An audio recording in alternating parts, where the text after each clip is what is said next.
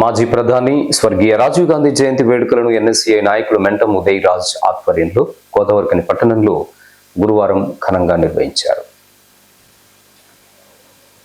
ఈ మేరకు Godavarikhani GM office మూల మలుపు వద్ద ఉన్న రాజీవ్ గాంధీ విగ్రహం వద్ద ఎన్ఎస్సీఐ ఆధ్వర్యంలో ఏర్పాటు చేసిన కార్యక్రమానికి రామగుండం ఎమ్మెల్యే మక్కాం సింగ్ రాజ్ ఠాకూర్ హాజరై mayor Mahankali Swamy, deputy mayor Patipalli Ellaiah, Congress party corporation అధ్యక్షులు బొంతల రాజేష్, ఎన్ఎస్సీఐ నాయకులు మెంటం ఉదయ్ రాజ్ తో కలిసి రాజీవ్ గాంధీ విగ్రహానికి పూలమాలలు వేసి నివాళులర్పించారు. సందర్భంగా ఎమ్మెల్యే మాట్లాడుతూ భారతదేశాన్ని ప్రపంచ దేశాలకు ధీటుగా నిలిపిన ఘనత రాజీవ్ గాంధీది అని అన్నారు. భారతదేశానికి నూతన టెక్నాలజీ, సాంకేతికతను తీసుకువచ్చి దేశంలో నిరుద్యోగ యువతకు ఉపాధి అవకాశాలు కల్పించారని తెలిపారు. దేశంలో రోడ్ల కనెక్టివిటీని పెంచడం ద్వారా రవాణా వ్యవస్థను కూడా మెరుగుపరిచారని వెల్లడించారు. 18 ఏళ్లు నిండిన యువతకు ఓటును కల్పించింది రాజీవ్ గాంధీ అని గుర్తు చేశారు. రాజీవ్ గాంధీ ఆశయ బాటలో నేడు భావి భారత ప్రధాని రాహుల్ గాంధీ నడుస్తూ యువతను రాజకీయాల్లోకి కోరడం జరుగుతుందని తెలియజేశారు. కాంగ్రెస్ పార్టీ కుటుంబమంతా రాజీవ్ గాంధీ మార్గంలో నడుస్తూ రాహుల్ గాంధీని దేశ ప్రధానిగా చేయడం కోసం శ్రమించాలని కోరారు. భారతదేశ చరిత్రను ప్రపంచ స్థాయిలో ఎదిగేలా చేసినటువంటి మహానుభావుడు, టెర్రరిస్టుల చేతిలో బలైపోయినటువంటి, దేశం కొరకు త్యాగాలు చేసినటువంటి కుటుంబం చూసిన గౌరవ మా దివంగత నాయకులు రాజీవ్ గాంధీ గారి బర్త్డే సందర్భంగా దేశవ్యాప్తంగా రాజీవ్ గాంధీ గారు చేసినటువంటి సేవలను గుర్తు చేసుకుంటా ఉన్నాం. ప్రపంచంలో ఈరోజు పాశ్చాత్య దేశాలకు ధీటుగా భారతదేశం ఎదగడానికి టెక్నికల్గా, సాంకేతికంగా భారతదేశంలో రవాణా వ్యవస్థతో పాటు మరి అనేకమైనటువంటి అభివృద్ధి సంక్షేమాల రూపకల్పన చేసిన మహోన్నతుడు రాజీవ్ గాంధీ. వారి యొక్క జన్మదినాన్ని భారతదేశ వ్యాప్తంగా ప్రతి ప్రాంతంలో, గ్రామాన, వాడన భారతదేశంలో బాధ్యత కలిగిన ప్రతి ఒక్క పౌరులు ఈరోజు గొప్పగా జరుపుకుంటా ఉన్నారు. వారి ఆశయాలను కొనసాగిస్తూ కాంగ్రెస్ పార్టీ తెలంగాణ అధ్యక్షులు మహేష్ కుమార్ గౌడ్ గారు, రాష్ట్ర ముఖ్యమంత్రి గౌరవ శ్రీ రేవంత్ రెడ్డి గారు ఈరోజు గత 10 సంవత్సరాల గడిల పాలన బద్దలు కొట్టి అప్పుల పాలు చేసిన అద్భుతమైన పరిపాలన కొనసాగిస్తూ రాష్ట్రాన్ని నంబర్ 1గా దేశంలో తీసుకొచ్చే విధంగా ముందుకు పోతారు.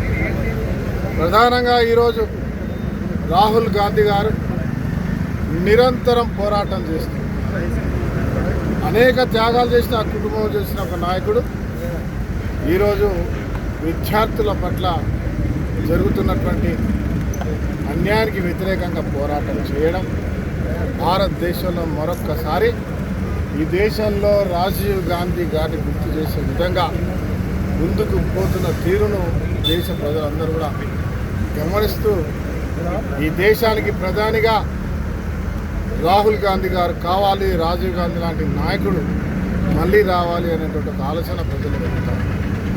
ఈరోజు యువతకి 18 సంవత్సరాలకే ఓటు హక్కు కల్పించినటువంటి, చరిత్ర సృష్టించినటువంటి నాయకుడు రాజీవ్ గాంధీ. అలాగే